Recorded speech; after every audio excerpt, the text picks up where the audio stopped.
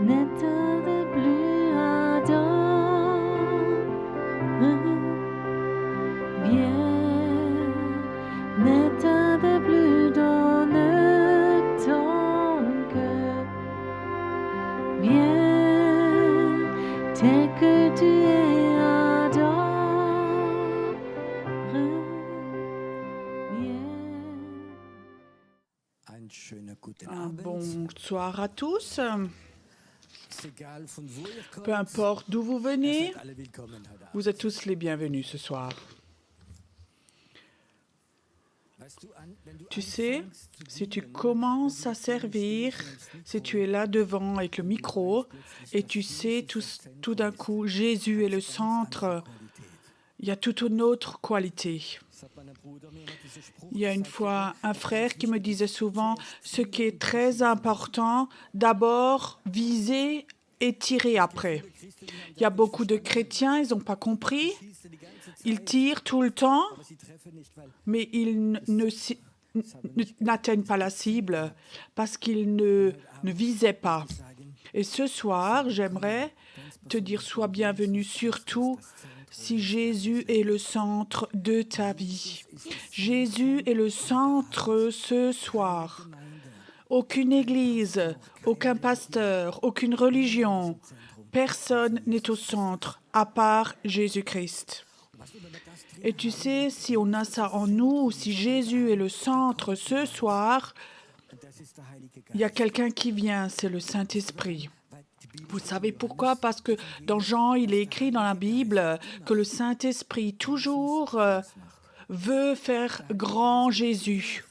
Le Saint-Esprit grandit toujours Jésus. Si nous glorifions Jésus, alors le Saint-Esprit, il vient et se fait un avec nous. Est-ce que c'est OK, ça?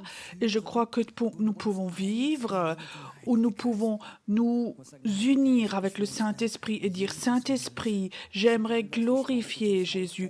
Peu importe ce que je fais, que je visite quelqu'un, que je fais un groupe de maison, j'aimerais que le centre de ma vie soit Jésus et le grandir.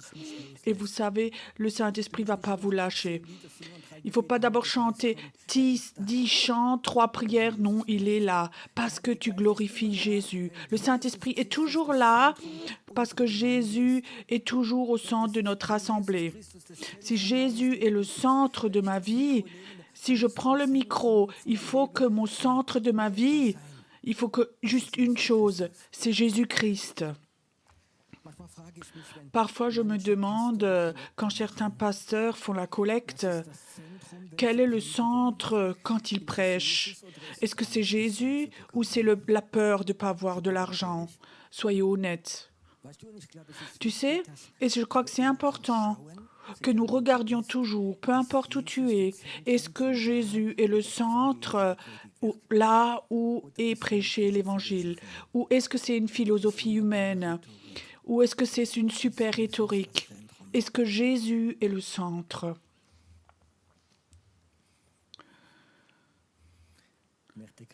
Est-ce que vous remarquez que dans le monde invisible, aussi ici, quelque chose bouge? C'est toujours beau. J'étais chez les militaires, on a aussi appris à tirer et on peut régler en fait un fusil. Et un fusil peut aussi te dérégler. Ça veut dire, tu peux viser le centre et tout d'un coup, la balle dévie 1 mètre. Alors, un fusil, on peut le régler pour qu'il tire de nouveau dans la cible. Comme ça, on peut nos pensées, nos vies, toujours les régler. Que quand nous prions, que nous tirions dans la cible. Ce soir, j'ai 2 messages. Je vais essayer de les coller ensemble. Le premier message, les mots et... Je ne sais pas si c'est juste d'exprimer ça comme ça. Le point zéro de Dieu. Ce soir, j'aimerais parler de ce point zéro dans nos vies. Comme on peut régler un fusil, nous, on peut en nous trouver ce point zéro en nous. Et qu'est-ce que c'est ce point zéro en nous? Il faut que tu arrives à ce point où toi, tu te dissous. Imagine maintenant, tu vas avoir un temps de prière, tu as 1000 pensées, 500 d'idées, soucis et plein de choses, et maintenant tu veux prier. Ta tête est complètement remplie de tout ce que tu peux prier aussi. Et maintenant, imagine, maintenant tu vas là et tu trouves ce point où toi, tu te dissous. Il n'y a plus de Pierrot. Il s'est dissous. Mes pensées, mes sentiments, tout s'est dissous. Il n'y a que Jésus dedans. Est-ce que nous pouvons apprendre cela? Est-ce que quelque chose comme ça est possible? D'enlever ton regard de toi, c'est comme si toi tu te dissolvais et tout d'un coup il y a autre chose. Hier soir, nous avions un groupe de prière dans la maison de prière et je me rappelais, c'est au 4e étage et on voit très loin jusqu'à Mannheim-Ludwigshafen, aussi au-dessus de Heidelberg, et c'est très beau dans la nuit quand il y a toutes les lumières qui s'allument la nuit et tu vois très très loin comme ça. Alors j'avais 2-3 personnes avec moi et j'avais jamais vu et on rentre dans la pièce et j'ai fermé les portes. Et on voyait juste un peu les lumières. Et j'ai dit, maintenant, on fait quelque chose. On va éteindre la lumière dans la pièce. Et donc, la pièce est devenue tout sombre. Et ces lumières dehors sont devenues toutes claires tout d'un coup. Et c'était comme moi, où tu éteins comme ça ces lumières dans la chambre et tu vois toute la ville d'en haut. Et c'est ce que Dieu m'a mis dans mon cœur. Parfois, il faut que nous éteignions nos lumières à nous, tu comprends? Nos lumières de nos soucis, de la théologie, de la religion, de ce que nous avons appris, les livres lus, tout ce que nous avons dans nos têtes. Il faut que nous éteignions toutes ces lumières jusqu'à ce que ce soit tout sombre. Et tout d'un coup, tu vois la lumière dehors. J'aimerais vous donner quelques exemples. Imagine maintenant, vous les femmes. Les hommes ont le droit d'écouter, c'est OK. Vous les femmes, vous avez le droit de rêver un peu. Tu es amoureux d'un jeune homme, un beau, un très super homme. Vous vous êtes rencontrés plusieurs fois, il te visite, tu te réjouis, et là il te visite. Alors, quand il vient, on fait un peu du small talk, on boit une tasse de café, et puis tu commences à raconter de ce que tu as vu comme film hier soir. Super film, tu veux lui raconter. Peut-être que lui aussi, il aime regarder les films. Alors, tu commences à raconter du film hier soir. Et peut-être qu'il écoute un moment et tout d'un coup, il met sa main dans sa poche, il sort un petit paquet, il l'ouvre. Et là, il y a une très belle bague dedans avec un beau diamant. Et il vient, il s'agenouille devant toi et il dit « J'aimerais te demander en mariage ». Et maintenant, une question. Est-ce que la femme disait, ou toi en tant que femme, tu dirais « Écoute, attends, d'abord je finis de te raconter le film ». Bah oui. Tu as donc commencé. Est-ce que tu peux juste mettre ça de côté, le paquet, s'il te plaît? Ou comment réagirait la femme? Je crois qu'elle pourrait plus raconter. Tu comprends? Elle serait comme sous choc, peut-être. Peut-être qu'elle pleurerait même. Le film serait très loin derrière. Est-ce que ça se pourrait que parfois, Dieu a comme ça un diamant merveilleux pour toi? Que Dieu voudrait venir et il a un diamant merveilleux, fantastique, quelque chose de fantastique. Et tu pries comme toujours, ô Seigneur, oui, et ma tante, et ceci, cela, et le monde, la politique, et tu pries, regardons comme je sais prier, Jésus. Et Jésus dit,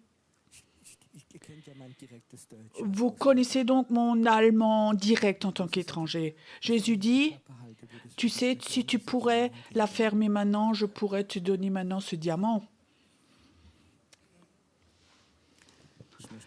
J'aimerais te demander ce soir, Combien de fois, au mois, est-ce que nous avons radoté dans la prière, on a prié, prié, prié, et Dieu était là et disait, j'ai quelque chose pour toi, j'ai un diamant pour toi, quelque chose de très précieux, j'aimerais te le donner.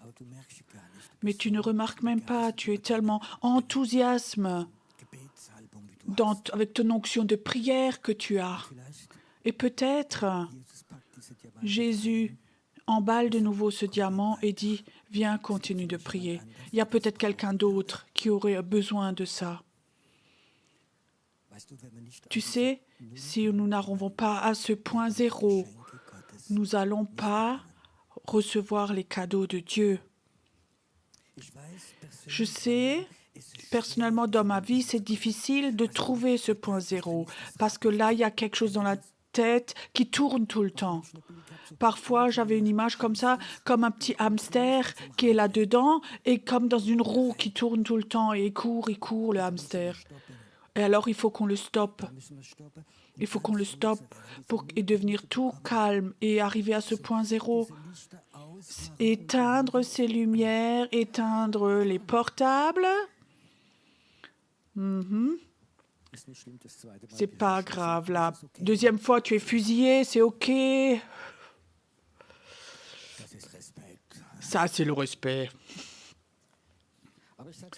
Mais je dis encore, quand tu pries, tu peux imaginer, tu cherches ce point zéro, tu éteins toutes les lumières. Imagine, tu as une grande maison avec beaucoup de chambres, tu passes toutes les chambres, tu éteins toutes les lumières, les soucis, les peurs, ce que tu as entendu, tu éteins tout jusqu'à ce que ce soit tout noir.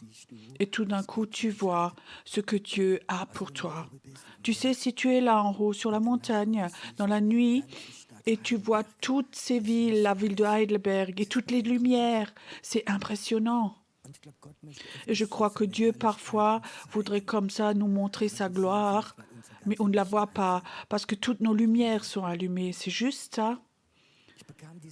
J'ai reçu ces paroles et ça m'a préoccupée parce que je sais combien c'est difficile d'aller à ce point zéro, ce point où Pierrot se dissout, où il n'y a que Jésus. Et lui, il a comme ça un diamant qu'il voudrait poser dans mon cœur.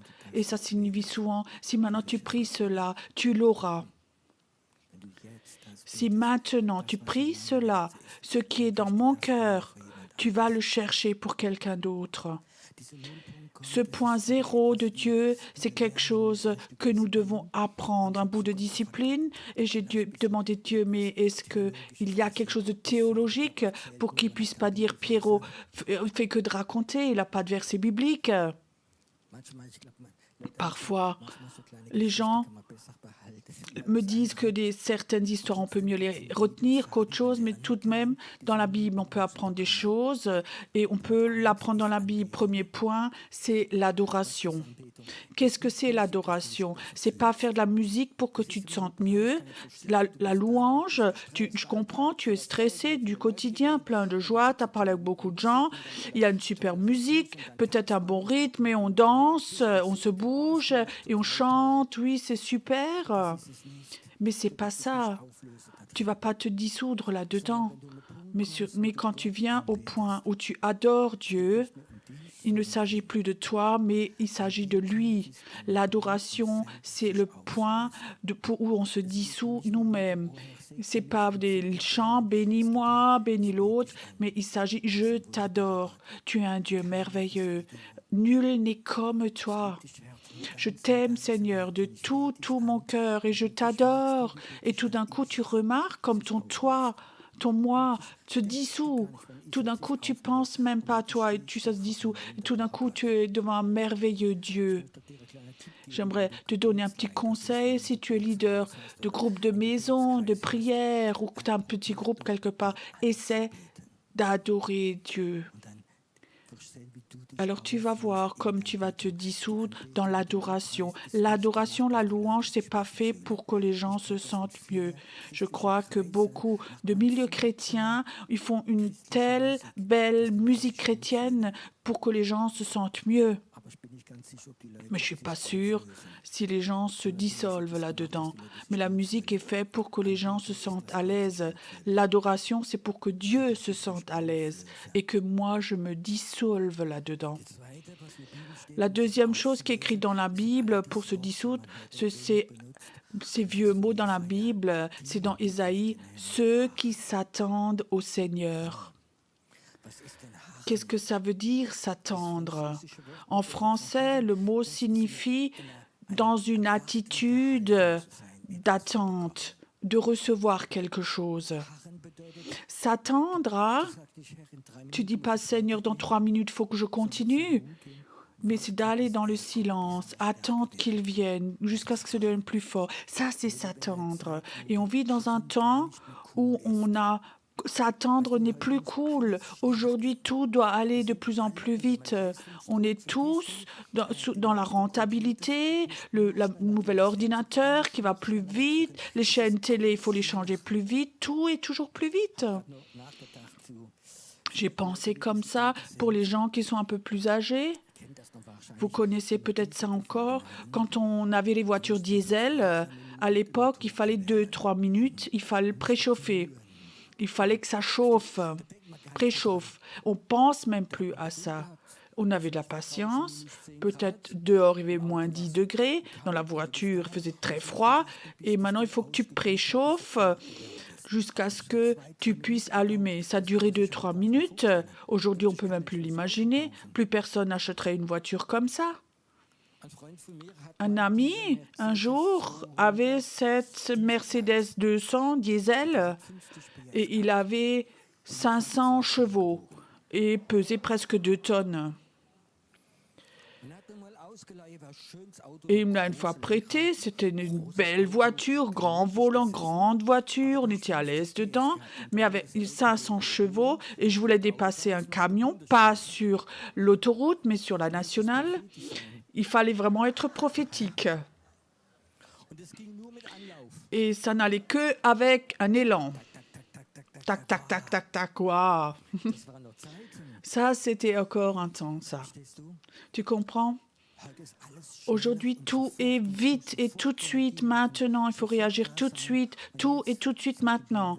Et la Bible dit maintenant, il faut s'attendre au Seigneur. Seigneur, si tu ne réponds pas dans 3 minutes, je m'en vais. Mon film commence juste là maintenant. Ça n'a rien à voir avec attendre. S'attendre, c'est quelque chose qu'on doit de nouveau apprendre. Et je crois que si on attendait tous les jours un peu, ce serait bon pour notre santé, notre pression artérielle, notre stress, tout descendrait, tout se calmerait. Ou est-ce que vous croyez qu'au paradis, il y avait du stress? Quand Ève a dit, à 12, on a ce rendez-vous, et là, non, au paradis, il n'y avait pas de stress. Ils attendaient le soir jusqu'à ce que le Seigneur les visite. Ceux qui s'attendent au Seigneur reçoivent une nouvelle force pour qu'ils volent comme des aigles. Et cet aigle, c'est un oiseau qui vole très très haut, qui a une perspective de haut. Quand tu pries et que tu es tout en bas et tu ne vois rien, pas plus que ton problème, tu auras toujours des problèmes à prier. Mais s'attendre pour que tu deviennes comme un aigle, et je crois que c'est quelque chose que nous devrions apprendre, s'attendre, si tu veux devenir un vrai intercesseur. Ce qui est fantastique dans les yeux de Dieu, il faut que tu apprennes à avoir la patience et t'attendre à lui. T'asseoir et dire, maintenant je ne fais rien du tout Seigneur, je déconnecte tout et je m'attends à toi. Si tu ne viens pas, c'est pas grave, mais j'ai ce temps où je regarde à toi comme respect, comme amour pour toi, comme respect. Tu n'es pas un ordinateur, on appuie dessus, il faut donner la réponse. Non, mais je reste dans ta présence. Si tu veux parler, si tu as un cadeau, un diamant pour moi, c'est OK. Si tu ne viens pas, c'est OK aussi. Vous comprenez? On n'a pas le droit comme ça de faire de la pression. Apprends à t'attendre à lui, à te dissoudre dans la présence de Dieu. Je sais que beaucoup de personnes sont venues ce soir. Oui, ce soir, on va commencer, on va proclamer, on va prier, on va crier, on va sauter. Peut-être. Mais avant, je crois qu'il faut qu'on ait comme ça les conditions préalables pour être un intercesseur. Il ne s'agit pas, tu sais, c'est facile, cet enthousiasme collectif, tu peux aller avec des gens qui sont chrétiens depuis longtemps, qui font avec, l'onction est là, et comment est-ce qu'ils vont quand ils vont à la maison? Est-ce qu'ils sont capables de s'attendre tout seuls à la maison au Seigneur? Est-ce qu'ils sont capables dans le quotidien d'avoir des moments où ils se dissolvent? Je peux te dire, depuis 2, 3 jours maintenant, j'ai consciemment essayé de trouver ce point zéro. Et je vous dis très honnêtement, c'est difficile pour moi. Surtout quand il y a des situations comme ça, comme maintenant. Maintenant, il y a les 3 jours. Lundi, j'ai rendez-vous. Mercredi, je m'en vais de nouveau pour 3 semaines. Quand il y a tout le temps, quand tu es dans ce rythme-là, avec des rendez-vous, c'est difficile comme ça de te dissoudre. Parce qu'en moi, ma chair, elle est active, c'est une faiseuse. Mais il faut que mon esprit contrôle ma chair. Et j'ai essayé aussi dans la nuit, quand je me réveille la nuit, de trouver ce point zéro où je suis la nuit dans mon lit et c'est comme si mes pensées se dissolvent. Et parfois je suis tout simplement, parfois je me suis endormie. Et je crois que c'est quelque chose d'important que nous apprenions à nous dissoudre et que Dieu est là et qu'il est là.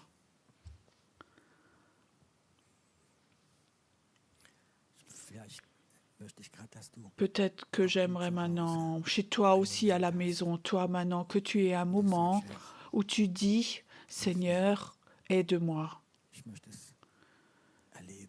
J'aimerais vivre cela, où moi je me dissous. J'aimerais vivre comme c'est merveilleux, quand lui, il vient et il te fait comme ça une alliance avec toi, il fait une proposition de mariage. Il veut te dire, je veux t'utiliser beaucoup plus que tu peux imaginer. Ou il vient et il dit, ça fait longtemps que je t'ai pardonné, arrête avec ça. J'aimerais t'utiliser. Ou peut-être qu'il te donne une mission ou un pays. La Tunisie. Qui voudrait bien recevoir ce diamant de Dieu et dire « J'aimerais recevoir un pays de Dieu que j'adopte » Où je dis « Si toi tu me donnes, veux m'offrir un pays qui est dans ton cœur, pour le réveil, pour les sauver, alors j'aimerais avoir un pays comme ça, je suis prêt à cela. » Et ça se passe pas dans ce que tu sautes dans l'onction, mais cela se passe dans ce que toi tu te dissous. Et toutes tes pensées sont parties. Tu sais, si nous nous dissolvons, peut-être même ce soir, alors il y a peut-être que Jésus qui va venir, et il a peut-être comme ça un cadeau pour toi, quelque chose de très précieux, qui est plus important que toutes tes pensées. Alors peut-être qu'il vient ce soir, et il a quelque chose pour toi, une parole prophétique, ou quelque chose d'autre. Et tu rentres chez toi et tu dis, Seigneur, j'ai pas compris. Au moment où je me suis dissous, tu es venu, toi. Et tu m'as fait une déclaration d'amour. Et je rentre chez moi et je sais, je suis aimé de Dieu. Je suis aimé de Dieu. Ça se passe ici, mais aussi chez toi à la maison. Si tu te dissous, tu vas voir comme lui va venir.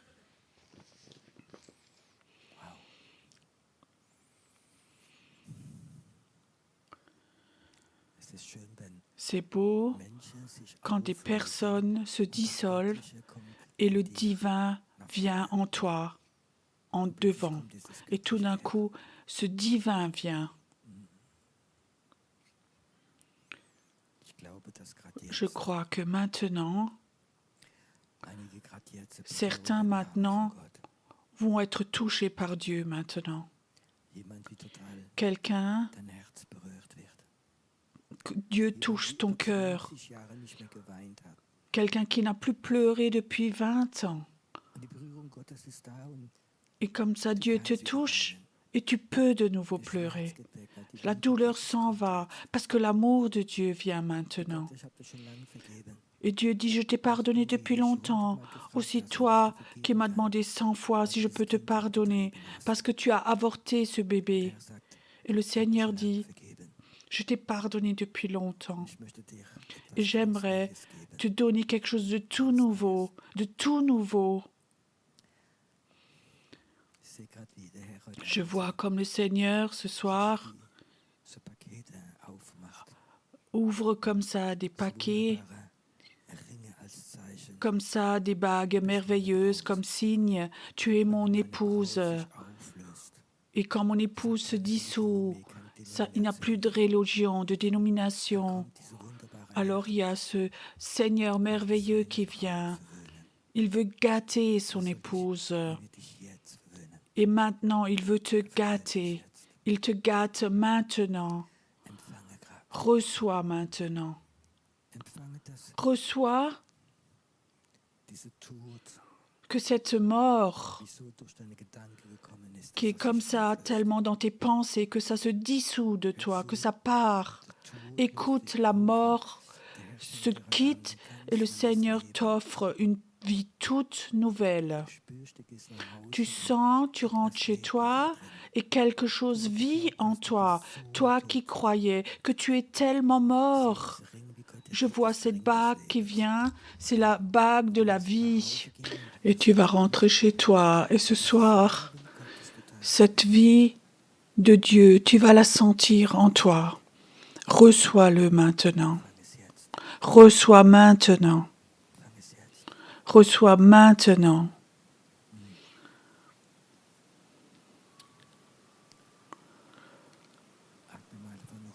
Inspire encore profondément, profondément inspiré. Je vois comme quelque chose te quitte parce que Dieu est tout près de toi maintenant. Inspire profondément, profondément. Je vois comme le Seigneur maintenant, il est devant toi et il a un cadeau pour toi. Une bague merveilleuse comme signe entre lui et toi. Tu vas être un intercesseur. Dieu va t'utiliser. Tu n'es pas un chrétien qui suit tout simplement, mais tu es dans la main de Dieu. Et un intercesseur, une intercesseur qui sont prophétiques. Je vois dans l'esprit comme Dieu a tout plein de bagues, comme ça, avec des diamants, et il dit, ce sont des bagues pour les prophètes, pour des prophétesses. Et je sens comme le Seigneur dit, si tu te dissous, parce que tu te dissous, ce soir, il va te donner une bague en tant que prophète, en tant que prophétesse. Et tu vas avoir des temps où Dieu va te parler face à face, surtout pour les intercesseurs. Et il va t'expliquer des choses. Et tu auras une onction prophétique de Dieu parce qu'il te donne cette bague ce soir. Parce que maintenant tu te dissous, dit le Seigneur. Tu reçois cette bague et tu vas être ma prophétesse et mon prophète. Et tu vas prier et dire ce que moi je vais te montrer. Certains d'entre vous vont se remémorer que cette soirée, juste avant Pâques, tu as reçu cette bague prophétique de Dieu.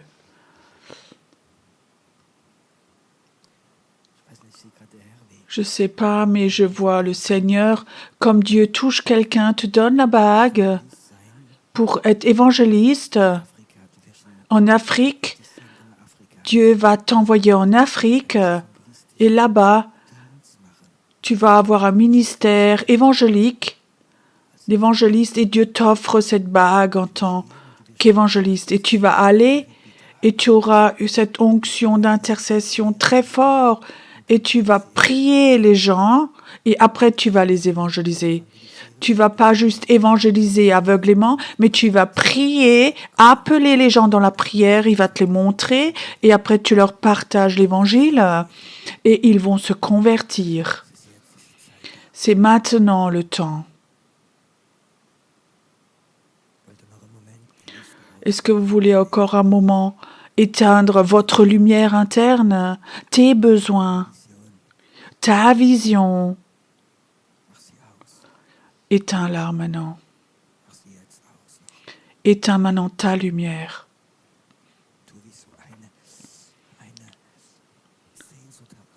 Toi qui as tellement soif de quelque chose, Dieu dit éteins ça maintenant. Là, éteins encore ta lumière maintenant. Et tu vas voir ma lumière pour ce monde-là. Comme hier soir, j'ai admiré la ville de haut. Toi, tu vas admirer la gloire de Dieu et tu vas voir ce que Dieu prévoit dans ce pays, dans ces villes. Ça vient sur toi maintenant. Maintenant, ça vient. Waouh! Il y a quelqu'un qui est là et tu dis, waouh, j'aimerais voir ça toute ma vie, ces moments. Dieu dit, tu peux les avoir.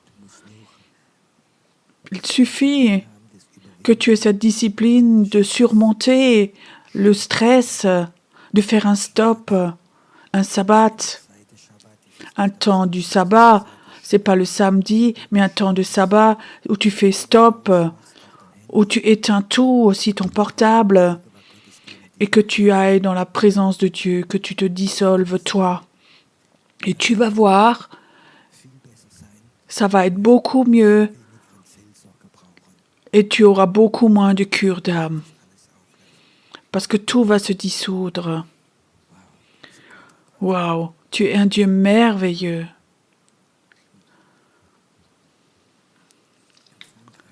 Reçois maintenant cette bague pour toi. Reçois que toi, que tu vas prêcher, tu vas partager l'évangile. Peut-être que 20 ans maintenant, il n'y avait rien. Et maintenant, il y a une bague qui vient du Seigneur pour toi. Maintenant, c'est un nouveau jour aujourd'hui qui commence aujourd'hui pour toi. Maintenant, se dissoudre. Merci Seigneur pour ces secrets. Père, merci pour ces secrets que beaucoup de personnes en Allemagne, en Suisse, en France, en Autriche, des gens trouvent de nouveau ces secrets pour se dissoudre, d'éteindre ses propres lumières, d'adorer, de s'attendre à toi, pour que toi, tu puisses venir et donner cette bague si précieuse, au nom de Jésus. Au nom de Jésus. J'aimerais bien un moment que nous restions dans la présence de Dieu. J'aimerais bien que nous chantions ce chant rouard. Laisse un moment le rouard bouger et après je fais la deuxième partie.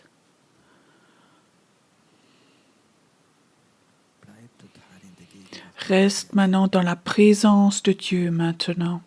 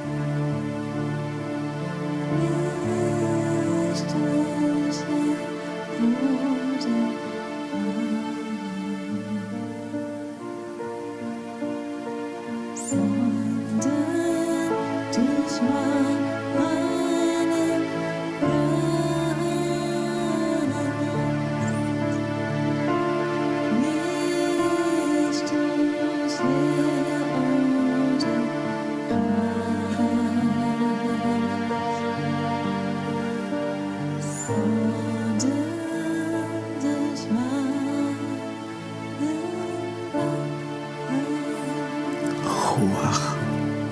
Ruach.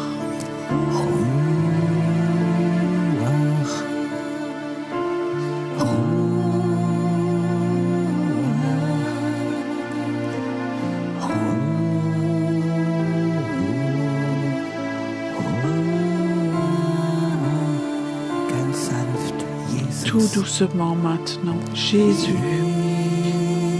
Jesus.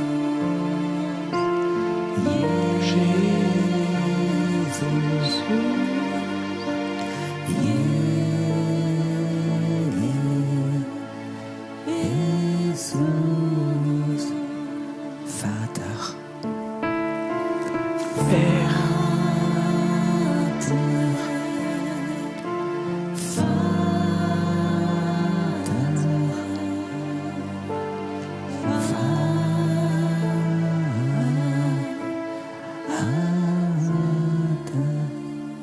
Jesus. Jésus. Jesus.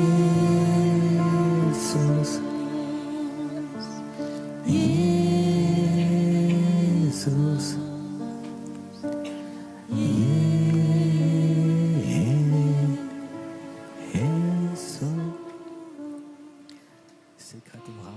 Je vois maintenant que dans la salle,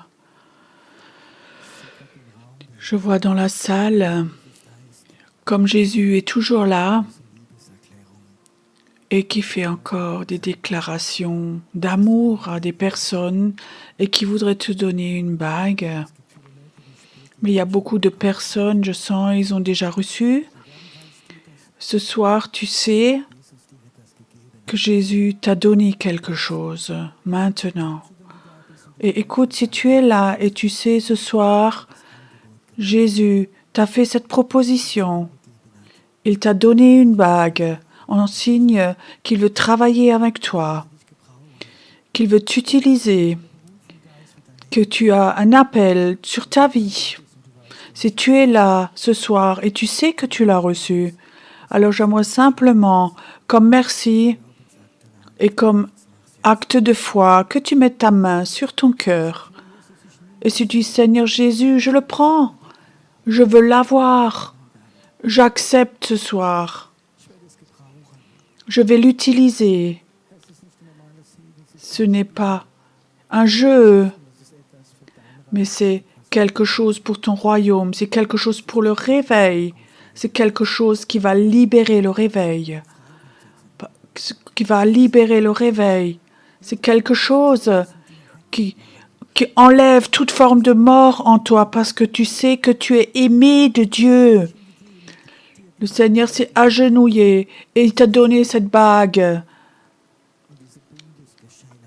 Et cette alliance est faite ce soir, une alliance comme il veut t'utiliser ce soir.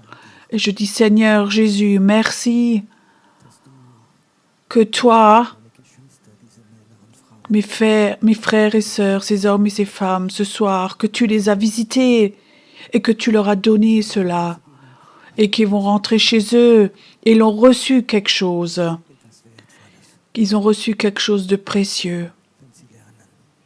Quand ils apprennent à éteindre ces lumières qui nous éblouissent parfois et qu'ils apprennent à se dissoudre au nom de Jésus. Amen. Restez encore dans la présence de Dieu. Hier soir, certaines personnes, nous avons prié et fêté la Sainte Seine ensemble hier soir. Alors quelqu'un a prié une prière et ça m'a touchée. Et Dieu, je savais qu'il voulait parler au travers de ses paroles. Et ça, c'était cette histoire de la Bible où Dieu a dit à son peuple au travers de Moïse, cette nuit, l'ange de la mort va venir et les premiers-nés vont tous mourir.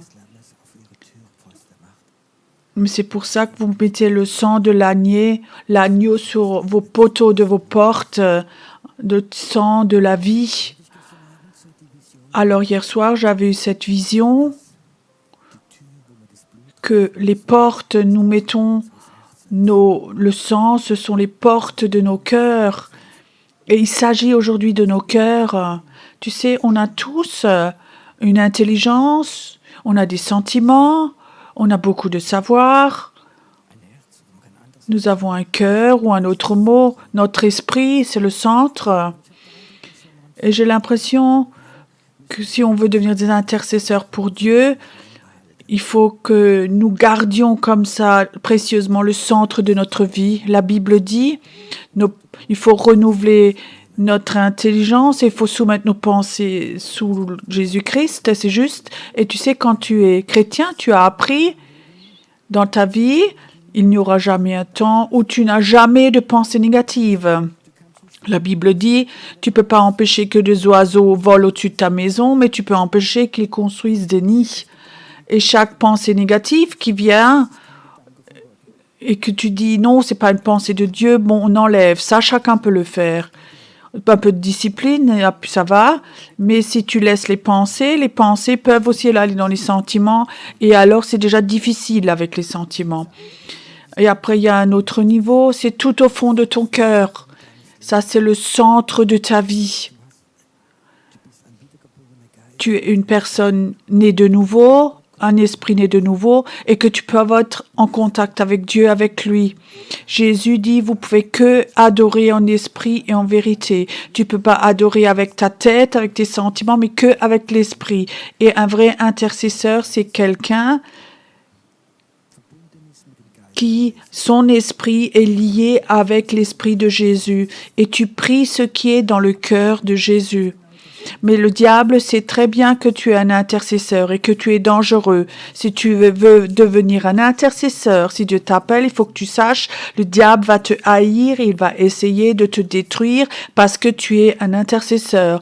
Et les intercesseurs sont plus attaqués que d'autres ministères. Pourquoi? Parce que le diable sait très bien parce que si les intercesseurs commencent à comprendre l'autorité et ils veulent régner dans le monde invisible, ils vont prendre l'autorité, vont être dangereux et ils vont attaquer les intercesseurs. Alors, ils peuvent commencer avec tes pensées, avec tes sentiments et ils savent très bien, il y a un endroit, s'il arrive à rentrer dans ton cœur, alors ça va être problématique. Il y a des chrétiens qui disent, j'ai un cœur pur, j'ai dans mon cœur, j'ai Jésus, il n'y a rien qui rentre. Ce serait beau, ça. Le problème, on ne le remarque même pas. Il y a quelque chose qui peut rentrer dans ton cœur. Et cette nuit, Dieu m'a parlé, il dit, c'est l'esprit de sorcellerie. Si tu es un intercesseur et tu as une onction prophétique, il y a toujours la sorcellerie qui va essayer de rentrer dedans et de faire un mélange avec le prophétique et la sorcellerie et avec l'esprit d'Isabelle. Et ça vient et ça va venir. Et il faut que tu saches, si tu veux être un intercesseur prophétique, Dieu t'a appelé, cet esprit de sorcellerie va toujours essayer de rentrer dans ton cœur. Et ça, c'est dangereux. Parce que beaucoup de chrétiens ne le remarquent pas. Et souvent, cette forme de sorcellerie peut être l'orgueil, l'amertume. Ça, c'est par une sexualité impure ou d'autres choses qui sont là dans tes pensées. Ça commence, après dans tes sentiments, et tout d'un coup, il y a cet esprit de sorcellerie qui vient dans ton cœur et tu le remarques même pas. Beaucoup de chrétiens ne le remarquent pas, ils pensent ils sont tout à fait justes, ils commencent à adorer, mais c'est triste, mais il y a quelque chose de prophétique et en même temps il y a quelque chose de sorcellerie qui veut te manipuler. Peut-être que beaucoup ont déjà vécu ça, des gens que tu estimes, qui sont très prophétiques, spirituels, et tout d'un coup tu remarques là, il y a quelque chose qui est là. Ça sonne pas bien. Il y a quelque chose dedans. Ça essaie de te manipuler ou de te tuer ou d'autres choses. Et Dieu, hier soir, m'a montré, c'est important que surtout les intercesseurs apprennent à protéger leur cœur. Et hier soir, j'avais eu l'impression, on a fêté la Sainte Seine, il faut qu'on prenne le sang de Jésus et il faut que nous peignions les portes de notre cœur. et de dire, j'avais l'impression, mon cœur, c'est le lieu saint où toi tu habites, où le Saint-Esprit habite. De ce cœur, je reçois les informations de Dieu, je suis en communion avec Dieu. De ce cœur, je prie. Quand je prie prophétiquement, je vais appeler des anges et faire beaucoup de choses avec ce cœur. Mais j'aimerais que rien ne rentre dans mon cœur. Alors ce sang de Jésus, on peut le prendre, on peut le mettre au poteau de notre cœur, le peindre. Et je peux te dire, la sorcellerie ne va pas rentrer, l'esprit de mort ne va pas rentrer parce qu'il voit que le sang de Jésus est là. Maintenant, est-ce qu'il faut qu'on aille chez le boucher chercher du sang? Non. Dans le Nouveau Testament, ça se passe d'abord dans la foi. Dans la foi, tu peux... Peut-être que tu es quelqu'un en route, tu n'as pas la possibilité maintenant de faire la Sainte Seine. Tout d'un coup, tu as cette foi en toi. Seigneur Jésus, maintenant j'aimerais prendre la puissance de ton sang. Je vous raconte maintenant quelque chose. Peut-être ça choque plusieurs personnes. Il y a plusieurs années, j'avais un séminaire dans le Odenwald. On avait un jeune homme qui était avec, il était environ 20 ans, psychique, un peu malade, un peu chargé démoniaquement. Et l'après-midi, j'avais une discussion avec lui. Il dit, ce que tu fais, c'est pas OK. Et le soir, j'ai prêché à ce séminaire. Et au moment où je prêche, pendant que je prêche, le Saint-Esprit me dit, maintenant, prends le sang de Jésus et proclame-le sur tes enfants, tes 2 filles. Et à l'époque, j'avais les deux filles avec, ils avaient 4-5 ans en haut dans la chambre. Et comme ça, j'avais l'impression, maintenant, Jésus, dans la foi, j'avais pas le temps de faire une sainte serre, mais dans la foi, maintenant, Jésus, le sang de Jésus vient sur mes enfants. Le soir, tard, à 11h, 12h, ce jeune homme, il n'était pas au culte, il vient me voir. Il dit, j'étais tellement fâché, Pierrot. Toute la soirée, j'ai marché dans le couloir, j'avais qu'une pensée. Maintenant, je vais me venger, je vais tuer tes 2 enfants. Et tu sais, là, je sais ce que c'est, la puissance du sang de Jésus. Et ils ne pouvaient pas le faire parce qu'ils avaient voulu utiliser les démons, parce que le sang de Jésus était là et aucune puissance démoniaque pouvait traverser. Sur le moment, j'étais choquée, mon épouse aussi, mais je crois que Dieu autorise parfois ce genre de situation pour que nous ayons la foi que le sang de Jésus, c'est pas une théorie, c'est pas un acte religieux, mais c'est quelque chose de réel, de vrai. À la croix, il a versé son sang, et là, il y a la vie, et il y a une protection là-dedans. Et ce soir, j'ai quelque chose sur mon cœur. Je vais faire quelque chose qu'on n'a peut-être pas l'habitude, mais ce soir, j'aimerais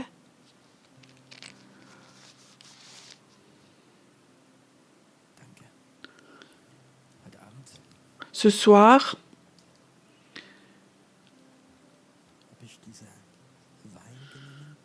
j'ai pris ce vin, et si des personnes sont là ce soir, et ils disent, Seigneur, c'est juste, peut-être que je ne l'ai jamais fait,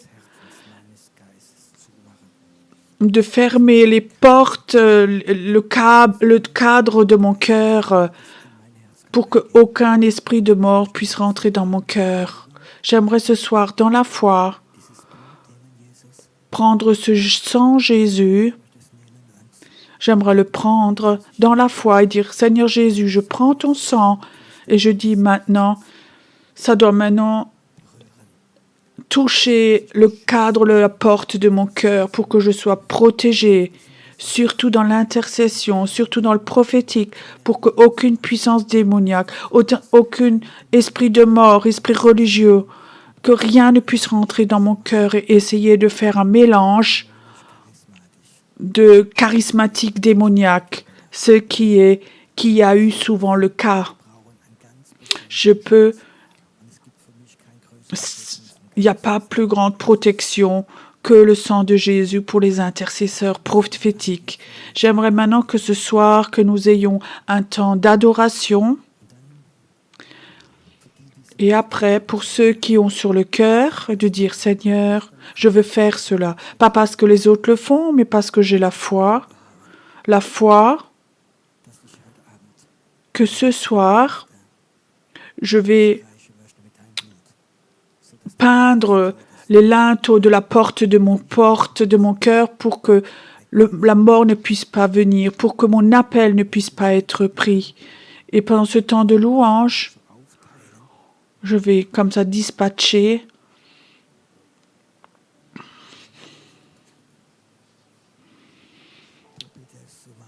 essayer de le faire dans la paix, dans la calme de Dieu, pendant ce temps de louange, d'adoration.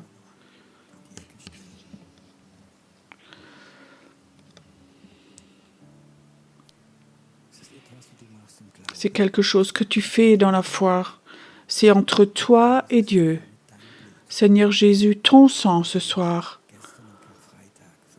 que hier, à Vendredi Saint, tu as versé, ce sang, je veux le prendre aujourd'hui.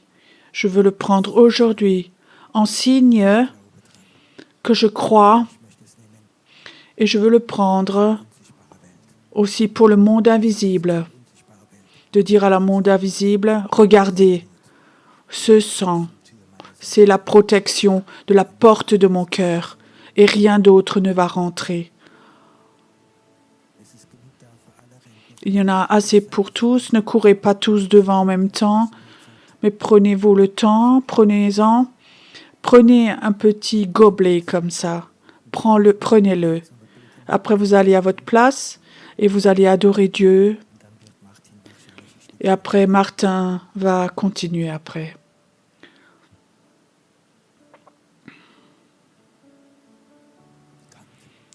Venez. Pas tous en même temps, prenez-vous le temps.